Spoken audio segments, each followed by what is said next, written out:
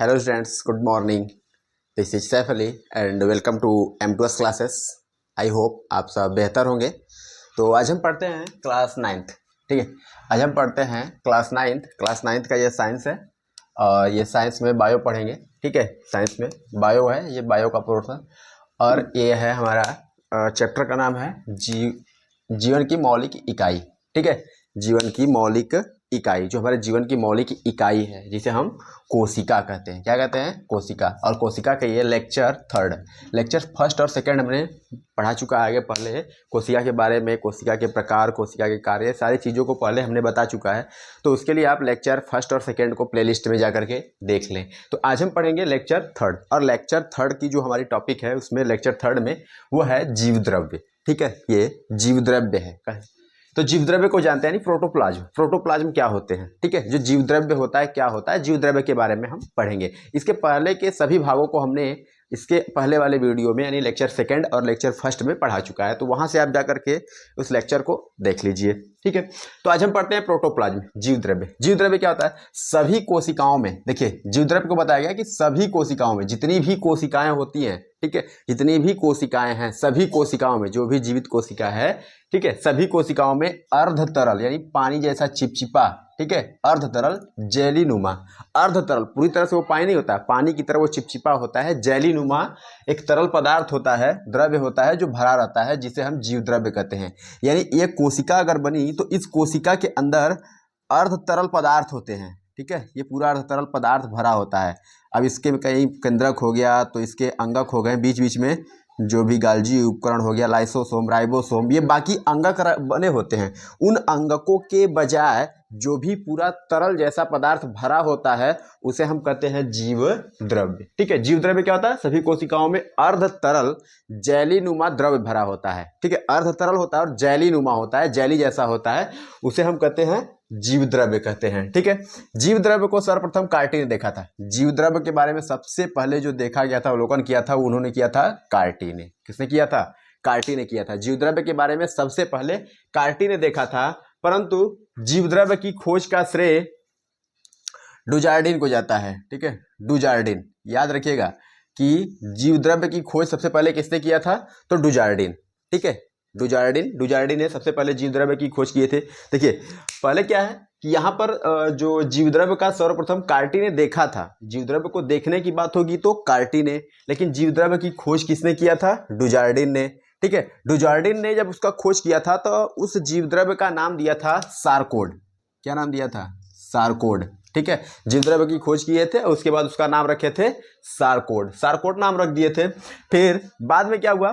ठीक है, बाद में पुरकिंजे 1837 में, ठीक है, पुरकिंजे थे अगले जो जीव वैज्ञानिक थे, वो थे पुरकिंजे ने इसे जीव द्रव्य का नाम दिया। ठीक है, यानी अब ये हम जान लेते हैं कि जो कोशिकाएं होती हैं उनके अंदर जो अर्ध तरल पदार्थ भरा होता है उसे हम जीव द्रव्य कहते हैं। ठीक है, ये जलीनुमा होता है, जीव द्रव्य कहते हैं। जीव द्रव्य का अवलोकन सबसे पहले कार्टी ने किया था। ठीक है, जीव द्रव्य का अवलोकन सबसे पहले कार्टी ने किया था, लेकिन जीव द्रव्य की खोज का श्रेय जो होता है वो डुजार्डिन को जाता है कि डुजार्डिन ने सबसे पहले जीव द्रव्य की खोज किए थे।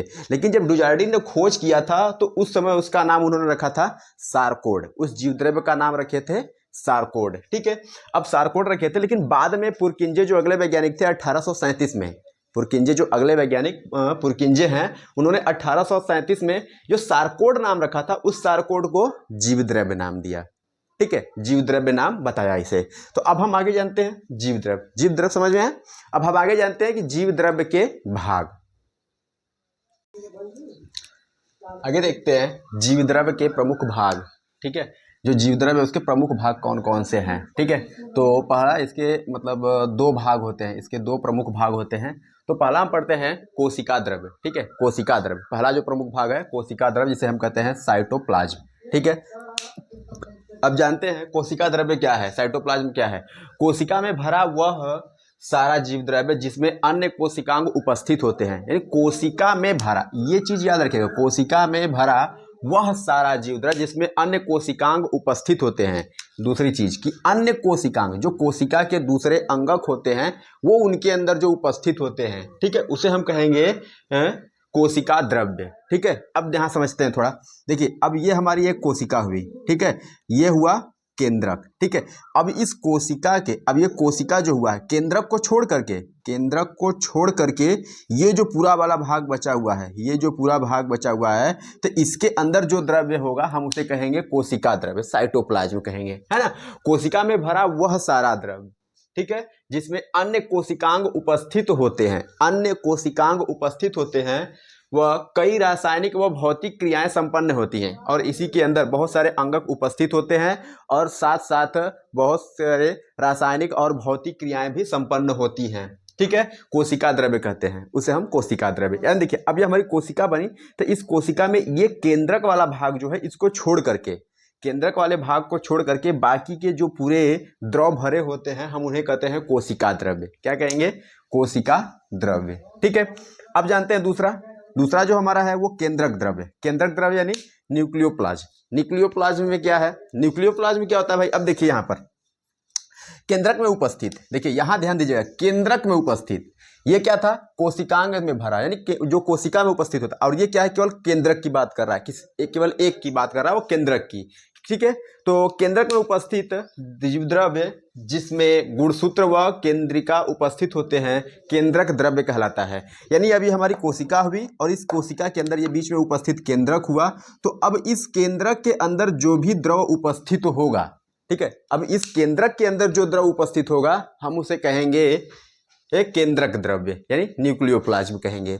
और साथ साथ क्या होता है, ये हमारा जो केंद्रक बना हुआ है, इस केंद्रक के अंदर क्या होते हैं? देखिए जिसमें गुणसूत्र और केंद्रिका, यानी केंद्रक, ये मान लीजिए केंद्रक भाग हुआ, तो इस केंद्रक के अंदर इस तरह से गुणसूत्र भरे होते हैं, डीएनए से बना गुणसूत्र होता है, और इसके बीच बीच में एक छोटा सा भाग होता है जिसे हम केंद्रिका कहते हैं।